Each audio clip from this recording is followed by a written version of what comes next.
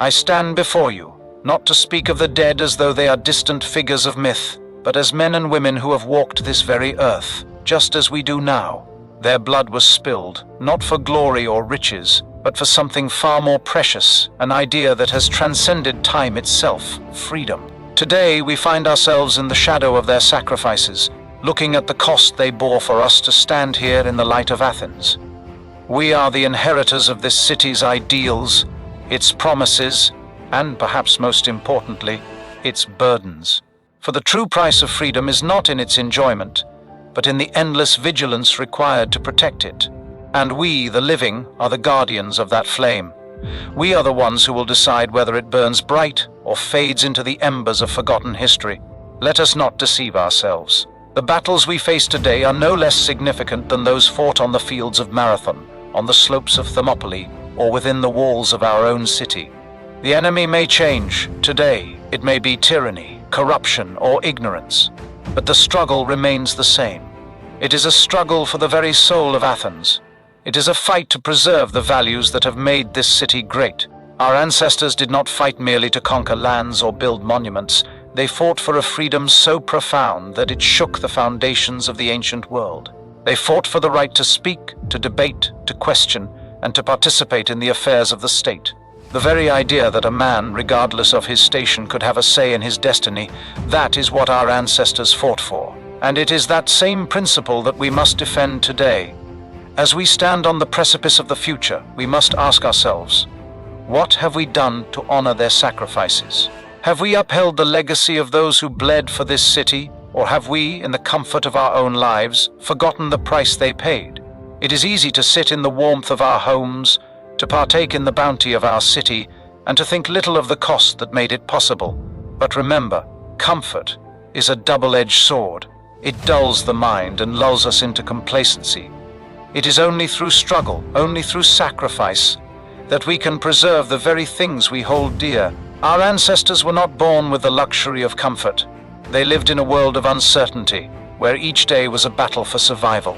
Yet in their hearts, they knew that the pursuit of freedom and justice was worth any cost. They did not wait for others to fight for them. They took up arms themselves. They understood something that we must never forget. Freedom is not a gift that is given. It is something that must be earned and maintained every single day. Let us pause and reflect on the nature of our existence. We who are privileged to live in a city that is the envy of all others must remember that this privilege was bought with blood. When a man dies in battle for Athens, he does not die for his own gain. He dies for the future, so that we, his children and grandchildren, may live free. And that freedom is not something we can take for granted.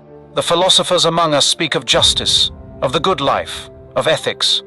We have heard the teachings of Socrates, who questioned the very foundations of our understanding, urging us to examine our lives and our beliefs. And we have heard the words of Plato, who dreamt of a world governed by reason and wisdom. Yet, for all their wisdom, we must remember that philosophy alone cannot preserve a city. It is the actions of its people like those we honor today, that give life to those ideals. Philosophy is but a guide. It is the men and women who follow it with courage and conviction who turn those ideas into reality. But our duty does not end with the defense of freedom alone. We must also defend the integrity of the city itself. Athens is not merely a political entity. It is an idea made flesh. It is a city that, through the will of its people, has created something extraordinary. A system of governance in which each citizen, regardless of wealth or birth, has a voice. This is the foundation of our greatness. And yet, this very system is fragile. It depends not only on the courage of the few, but on the participation of the many. Each one of us has a role to play in the preservation of this city. Each one of us must understand that we are not isolated beings, but part of a greater whole. As we look to the future, we must not be blinded by the allure of personal gain. We must not be swayed by the temptation to retreat into our own lives, to forget the struggles of those who came before us. For if we do, we risk losing everything. The greatness of Athens is not in its walls, its monuments, or its military victories. It is in its people, the men and women who, through their actions, ensure that the ideals of freedom, democracy, and justice continue to guide the city. Consider the great minds who have shaped our world. Their ideas have lived on because they were not mere intellectual exercises, they were rooted in the struggles of everyday life. Socrates did not simply ponder abstract ideas in the comfort of his home. He lived those ideas. He challenged the status quo, and in doing so, he gave voice to the very soul of Athens. It is through such action, through such courage, that the legacy of this city endures.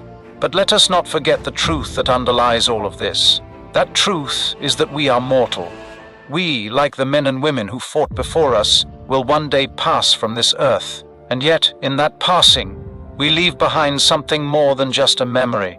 We leave behind our actions, our choices, and the mark we have made on this world. It is not in the length of our lives, but in the depth of our contributions, that we are remembered.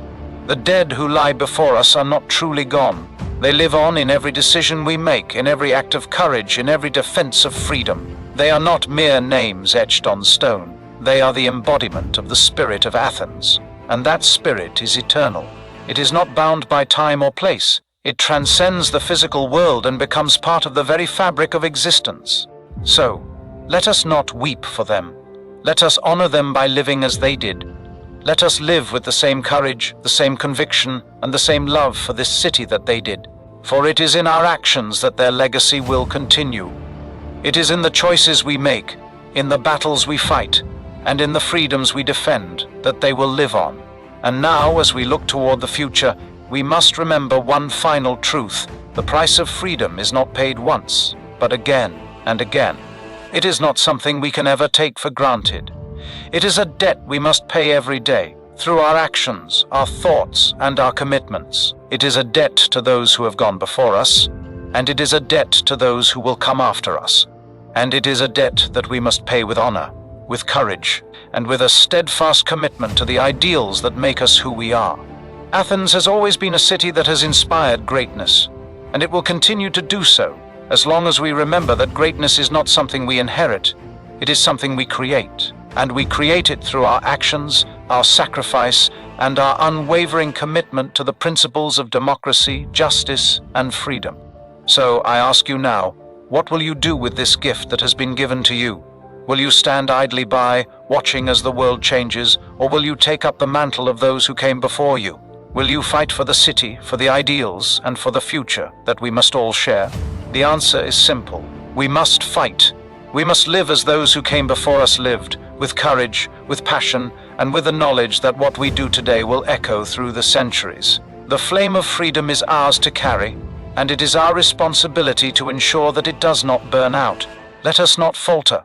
Let us not forget the price of our freedom. Let us honor the fallen, not just with words, but with deeds. And let us carry their legacy forward, so that the city they fought for, the city that gave birth to democracy and freedom, will continue to shine for all the world to see.